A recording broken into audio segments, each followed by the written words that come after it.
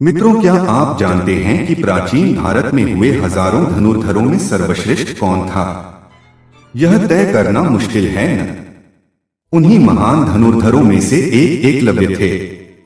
एकलव्य को कुछ लोग शिकारी का पुत्र कहते हैं और कुछ लोग भील का पुत्र। कुछ लोग यह कहकर प्रचारित करते हैं कि शूद्र होने के कारण एकलव्य को गुरु द्रोणाचार्य ने शिक्षा नहीं दी थी, लेकिन यह सभी बातें गलत है। तो फिर सही क्या है, इसे जानने से पहले वीडियो को लाइक और चैनल अभी तक सब्सक्राइब नहीं किया है तो सब्सक्राइब जरूर कर लीजिए। बाद में वीडियो में मदमस्त होने पर भूल जाएंगे। ठीक है, जानते हैं कि आखिर कौन थे एकलव्य। एकलव्य को लेकर समाज में बहुत तरह की भ्रांतियां इसलिए है क्योंकि लोग महाभारत और पुराण पढ़ते नहीं और जिसने जो लिख दिया उस लिखे हुए की बात को ही सत्य मानते हैं। एक झूठ को जब बार बार प्रचारित किया जाता है तो वह सत्य ही लगने लगता है। सत्य को जानने के लिए तर्क को अलग रखकर धैर्य का परिचय देना होता है। सभी ने महाभारत की इस कथा को तोड़-मरोड़ कर अपने अपने तरीके से लिखा। दरअसल मित्रों, महाभारत का संपूर्ण प्रपंच श्री कृष्ण की इच्छा से संचालित होता है। पांडव पक्ष के सभी वरिष्ठ लोगों ने अर्जुन को बचाने और उसे महान बनाने के लिए हर तरह का भेद और प्रपंच किया। यदि गुरु द्रोण ने एकलव्य से अंगूठा मांग लिया था तो उसके पीछे भी श्री कृष्ण की ही इच्छा थी। महाभारत में एक स्थान पर श्री कृष्ण ने अर्जुन से स्पष्ट किया कि तुम्हारे प्रेम में मैंने क्या क्या नहीं किया है। तुम संसार के सर्वश्रेष्ठ धनुर्धर कहलाओ, इसके लिए मैंने द्रोणाचार्य का वध करवाया, महापराक्रमी कर्ण को कमजोर किया और न चाहते हुए भी तुम्हारी जानकारी के बिना निषादराज के दत्तक पुत्र एकलव्य को भी वीरगति दी ताकि तुम्हारे रास्ते में कोई बाधा न आए। दरअसल एकलव्य भगवान श्री कृष्ण के पितृव्य यानी चाचा के पुत्र थे, जिसे बाल्यकाल में ज्योतिष के आधार पर वनवासी भील राज निषादराज को सौंप दिया गया था। एकलव्य अपना अंगूठा दक्षिणा में नहीं देते या गुरु द्रोणाचार्य एकलव्य का अंगूठा दक्षिणा में नहीं मांगते तो इतिहास में एकलव्य का नाम नहीं होता। एकलव्य को इस बात का कभी दुख नहीं हुआ कि गुरु द्रोणाचार्य ने उनसे अंगूठा मांग लिया। गुरु द्रोणाचार्य भी एक ऋषि थे, वे भली भांति जानते थे कि उन्हें क्या करना है। वे भीष्म पितामह और अर्जुन को दिए हुए वचन से बंधे थे। गुरु द्रोणाचार्य के समक्ष धर्म संकट उत्पन्न हो गया था। गुरु द्रोण द्वारा कौरव वंश को दिया गया वचन अति महत्वपूर्ण है। उन्होंने भीष्म पितामह को वचन दिया था कि वे कौरव वंश के राजकुमारों को ही शिक्षा देंगे और अर्जुन को वचन दिया था कि तुमसे बड़ा कोई धनुर्धर नहीं होगा। गुरु द्रोणाचार्य ने यह नहीं कहा था कि मैंने किसी शूद्र को शिक्षा नहीं देने का वचन दिया है, लेकिन इस घटना को कुछ लोगों के समूह ने गलत अर्थों में लिया और उस अर्थ को बढ़ा-चढ़ाकर प्रस्तुत करके समाज में विभाजन किया। इस सामाजिक विभाजन को हवा देने वाले संगठन भी कौन है, यह सब जानते हैं। द्रोणाचार्य ने जिस अर्जुन को महान सिद्ध करने के लिए एकलव्य का अंगूठा कटवा दिया था, उसी अर्जुन के खिलाफ उन्हें युद्ध लड़ना पड़ा और उसी अर्जुन के पुत्र की हत्या का कारण भी वे ही बने थे और उसी अर्जुन के साले के हाथों उनकी मृत्यु को प्राप्त हुए थे। द्रोणाचार्य के चरित्र को समझना अत्यंत कठिन है। इसी कड़ी में एक और रहस्य है कि राजपुत्र थे एकलव्य। महाभारत काल में प्रयागराज, जो कि वर्तमान में उत्तर प्रदेश के एक जिला है, के तटवर्ती प्रदेश में सुदूर तक फैला श्रृंगवेरपुर राज्य निषादराज हिरण्यधनु का था। गंगा के तट पर अवस्थित श्रृंगवेरपुर उसकी सुदृढ़ राजधानी थी। एक मान्यता अनुसार वे श्री कृष्ण के चाचा का पुत्र था, जिसे उन्होंने निषाद जाति के राजा को सौंप दिया था। उस समय श्रृंगवेरपुर राज्य की शक्ति मगध, हस्तिनापुर, मथुरा, चेदी और चंदेरी आदि बड़े राज्यों के समान ही थी। निषादराज हिरण्यधनु और उनके सेनापति गिरिवीर की वीरता विख्यात थी। राजा राज्य का संचालन अमात्य, मंत्री परिषद की सहायता से करता था। द्रोण भक्त एकलव्य निषादराज हिरण्यधनु के पुत्र थे। उनकी माता का नाम रानी सुलेखा था। उल्लेखनीय है कि निषाद नामक एक जाति आज भी भारत में निवास करती है। एकलव्य न तो भील थे और न ही आदिवासी वे निषाद जाति के थे।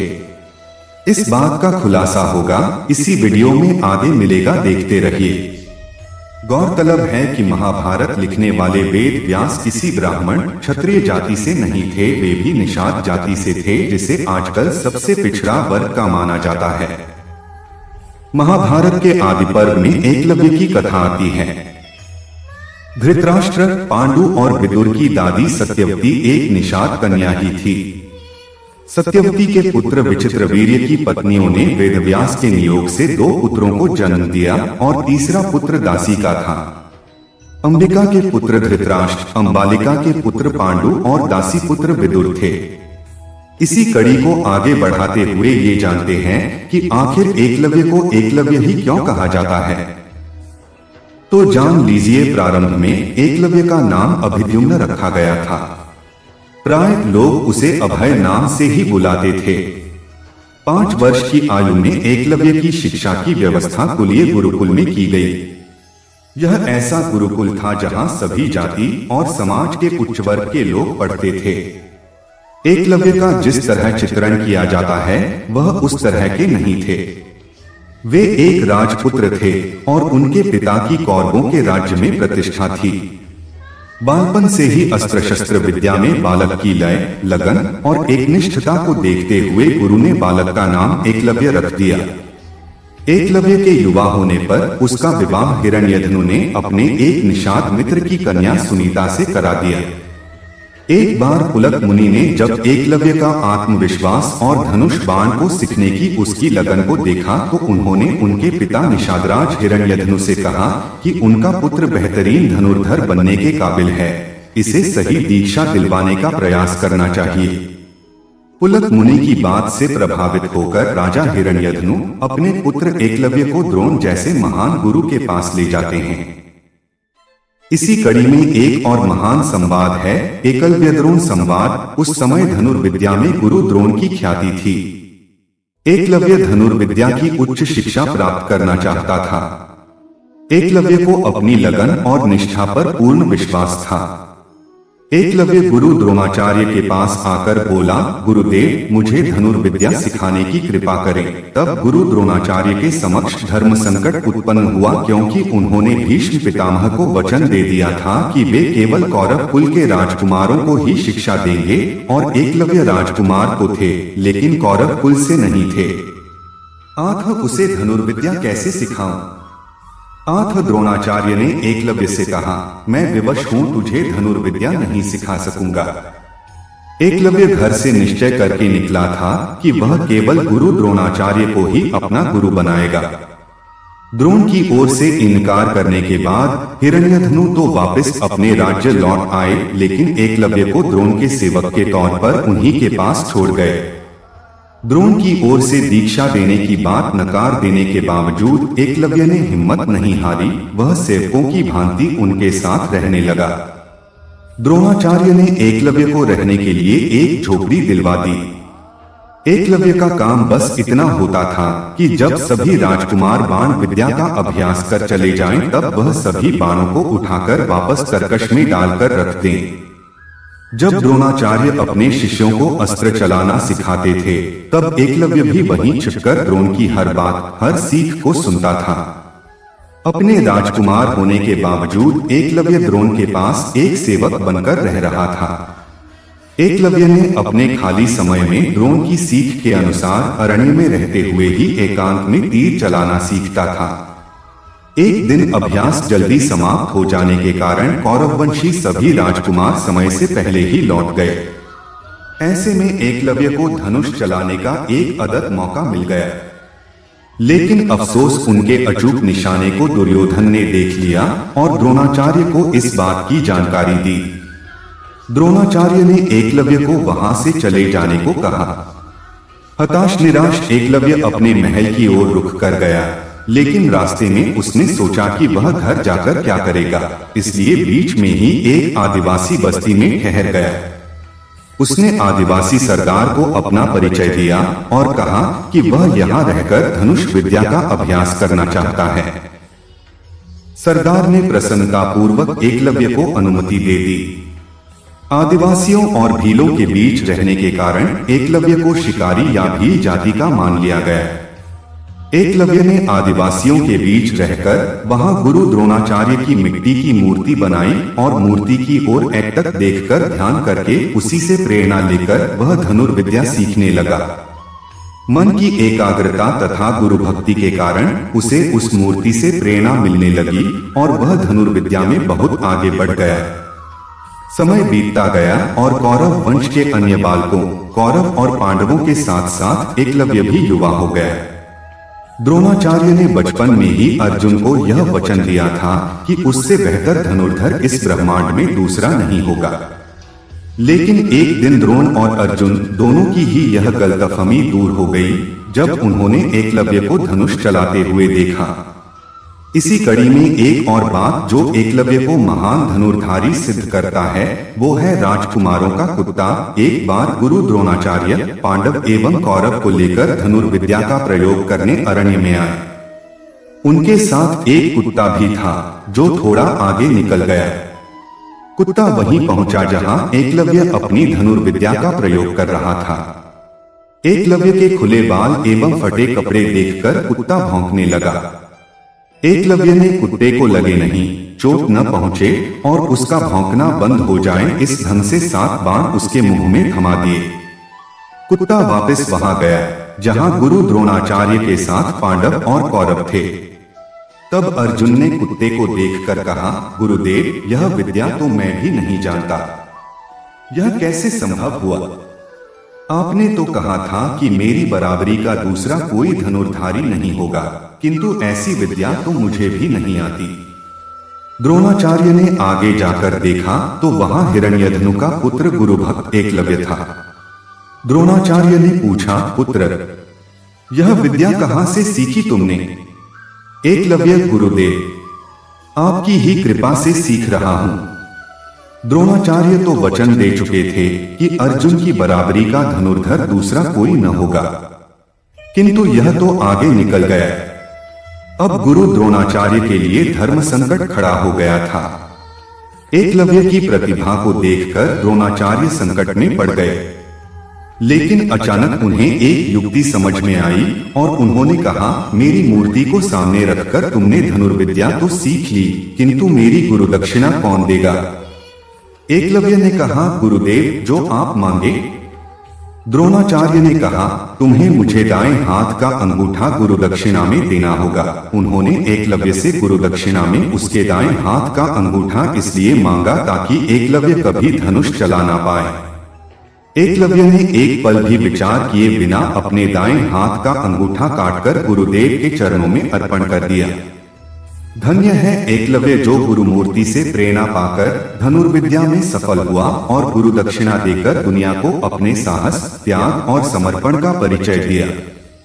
आज भी ऐसे साहसी धनुर्धर एकलव्य को उसकी गुरुनिष्ठा और गुरु भक्ति के लिए याद किया जाता है।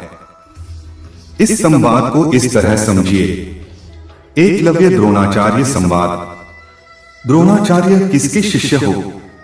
एकलव्य गुरु द्रोणाचार्य का। द्रोणाचार्य, किंतु मैंने तो तुम्हें कोई शिक्षा नहीं दी। एकलव्य, किंतु मैंने तो आप ही को गुरु माना है। द्रोणाचार्य, किसके पुत्र हो? एकलव्य, निशात राज भिल्ल राजा का। द्रोणाचार्य, कौन वह जरासंध की सेना का सेनापति? एकलव्य, जी हां गुरुदेव। द्रोणाचार्य, इतनी योग्यता प्राप्ति के बाद तुम कहां जाओगे? एकलव्य, मैं अपने पिता के साथ जरासंध की सेना का नेतृत्व करूंगा। द्रोणाचार्य, तुम ये जानते हो जरासंध मानवता का शत्रु है, नर पिशाच है। एकलव्य, जी गुरुदेव, मैं फिर भी वहीं जाऊंगा। द्रोणाचार्य को, तुमने मुझे गुरु माना है तो तुम्हें मुझे गुरु दक्षिणा देनी पड़ेगी। एकलव्य, मैं तैयार हूं। द्रोणाचार्य, अपने दाएं हाथ का अंगूठा मुझे दे दो। एकलव्य, जो आज्ञा। एकलव्य वैसा ही करता है। इसके बाद जाते समय गुरु द्रोणाचार्य ने एकलव्य को दाएं हाथ की तर्जनी और मध्यमा 2 अंगुलियों को दिखाते हुए संकेत दिया कि बाण 2 अंगुलियों से भी चलाया जा सकता है। यदि युद्ध में अंगूठा कट गया तो क्या युद्ध स्थल छोड़कर भाग जाओगे? परिणाम एकलव्य ने पुनः अभ्यास किया और पुनः पूर्ववत दक्षता प्राप्त कर ली। प्रश्न यही उठता है कि अंततोगत्वा अंगूठा कटवाने का उद्देश्य क्या रहा? तो इसके समाधान हेतु यह समझना होगा कि वह किसका पुत्र था। वह निशात राज भेल का दत्तक पुत्र था, जो कि जरासंध की सेना का सेनापति था। वह जरासंध जो कि अत्यंत अत्याचारी, क्रूर एवं श्री कृष्ण का शत्रु था। उसने अपने बल से आसपास के कई राजाओं को बंदी बना लिया था। ऐसे में उसकी क्षमता में वृद्धि होने का अर्थ है मानव जाति के लिए संकट को बढ़ाना। इसीलिए उसका अंगूठा कटवाया। अर्जुन ने युद्ध में दिव्यास्त्रों का प्रयोग नहीं करने का संकल्प लिया। ऐसे में उस कुरुक्षेत्र में लौकिक शस्त्रों में अर्जुन से अधिक ज्ञाता व सामर्थ्यशाली स्वयं भगवान कृष्ण थे और दूसरे थे एकलव्य। एकलव्य अपने गुरु द्रोणाचार्य के प्रति क्रोध का भाव रखते हुए कौरवों के पक्ष में लड़ा, जबकि वह जिस सेना का सेनापति बन सकता था वह थी जरासंध के पुत्र की सेना, जो कि पांडवों की ओर से लड़ा था। इसीलिए युद्ध प्रारंभ होने से पूर्व योगीराज कृष्ण ने उसे युद्ध के लिए चुनौती दी और उसे वीरगति प्रदान की। इस कड़ी में एक और रहस्यमयी बात वो है एकलव्य को आधुनिक तीरंदाजी के जनक होना। कुमार एकलव्य अंगूठा बलिदान करने के बाद पिता हिरण्यधनु के पास चला जाता है। एकलव्य अपने साधनापूर्ण कौशल से बिना अंगूठे के धनुर्विद्या में पुनः दक्षता प्राप्त कर पाना कठिन था, फिर भी कर लेता है। आज के युग में आयोजित होने वाली सभी तीरंदाजी प्रतियोगिताओं में अंगूठे का प्रयोग नहीं होता है। अतः एकलव्य को आधुनिक तीरंदाजी का जनक कहना उचित होगा। पिता की मृत्यु के बाद एकलव्य श्रृंगबेर राज्य का शासक बनता है और अमात्य परिषद की मंत्रणा से वह न केवल अपने राज्य का संचालन करता है बल्कि निषाद जाति के लोगों की एक सशक्त सेना और नौसेना गठित करता है और अपने राज्य की सीमाओं का विस्तार भी करता है। इसी कड़ी में एक सबसे बड़ी बात है कि यादव सेना को हराया था एकलव्य ने। एकलव्य अपनी विस्तारवादी सोच के चलते जरासंध से जा मिला था। जरासंध की सेना की तरफ से उसने मथुरा पर आक्रमण करके यादव सेना का लगभग सफाया कर दिया था। इसका उल्लेख विष्णु पुराण और हरिवंश पुराण में मिलता है। यादव सेना के सफाया होने के बाद यह सूचना जब श्री कृष्ण के पास पहुंचती है तो वे भी एकलव्य को देखने को उत्सुक हो जाते हैं। दाहिने हाथ में महज 4 अंगुलियों के सहारे धनुष बाण चलाते हुए एकलव्य को देखकर वे समझ जाते हैं कि यह पांडवों और उनकी सेना के लिए खतरनाक साबित हो सकता है। तब श्री कृष्ण का एकलव्य से युद्ध होता है और इस युद्ध में एकलव्य वीरगति को प्राप्त होता है। एकलव्य के वीरगति को प्राप्त होने के बाद उसका पुत्र केतुमान सिंहासन पर बैठता है और वह कौरवों की सेना की ओर से पांडवों के खिलाफ लड़ता है। महाभारत युद्ध में वह भीम के हाथ से मारा जाता है। मित्रों, वीडियो को अभी भी लाइक करना रह गया हो तो लाइक कर दे और चैनल अभी तक सब्सक्राइब नहीं किए हैं तो सब्सक्राइब जरूर कर लीजिए। मित्रों, आप सभी एक महान धनुर्धारी एकलव्य के बारे में इतने सारे रहस्यों और गूढ़ बातों को जानकर लाभान्वित हुए होंगे। कमेंट में हमें जरूर बताइए कि वीडियो कैसी लगी। जय श्री कृष्ण, राधे राधे।